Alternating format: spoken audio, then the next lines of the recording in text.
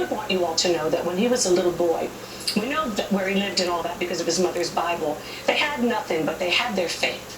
And every time they moved to a new city, well, they weren't cities, a new town, his mother and father would put him and his siblings, they'd go to church every week as a family.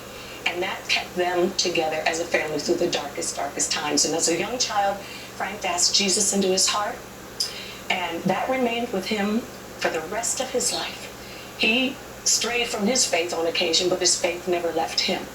And especially after we found each other and started sharing our faith together, it became more and more and more important to him.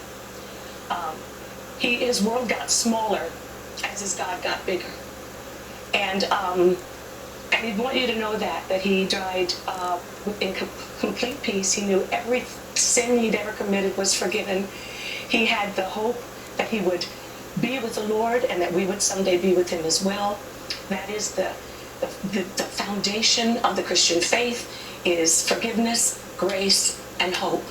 And those of you who are hurting today or feel hopeless, it might be the answer for you. In fact, I know it's the answer for you.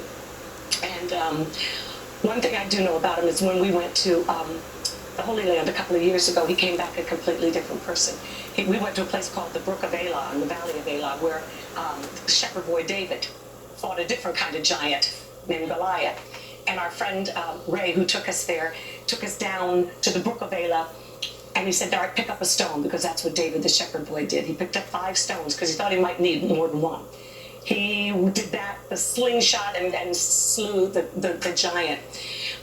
But as Ray pointed out to us, the miracle wasn't that the shepherd boy was able to kill the giant. The miracle was that the shepherd boy, who already had all the skills he would ever need in life, trusted in a living God, not a religion, but a living God.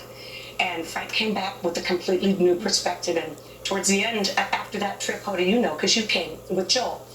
If somebody wanted to see his trophy room, they went into it, and he didn't take them to the bust at the end of his Hall of Fame. He didn't take them to see his Emmys or his rings or all of his trophies. He took them straight over to the stone that we brought back from the Brook of Elah.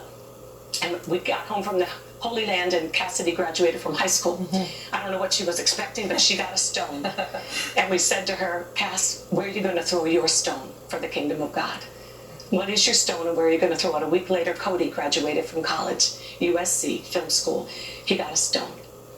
And if you ever leave a legacy for your children, let it be that you've taught them friendship with God, and you've taught them to find their stone and show it, throw it hard and well, and transform this hurting world that needs God's love so much. And so my children have been extraordinary. They've been a blessing to me. You have been an amazing blessing, Hoda, my family here. All of you out there who've watched, we felt your prayers. We're so grateful. And Frank would want you to do this today. If you see a stone somewhere, pick it up and ask yourself that question: what is my stone? What is the gift that only I can do in this world to make it a better place? And then spend the rest of your life trying to throw it well. And then he would want you to stop a policeman and thank them for their service. He would want you to stop every fireman you see and thank them. Go into your local firehouse. He did it all the time. He would stop passing guards, stopping traffic to roll down the window and say, thank you for keeping the children safe. I mean, we've right kids in the drive, that's crazy. But he was so grateful.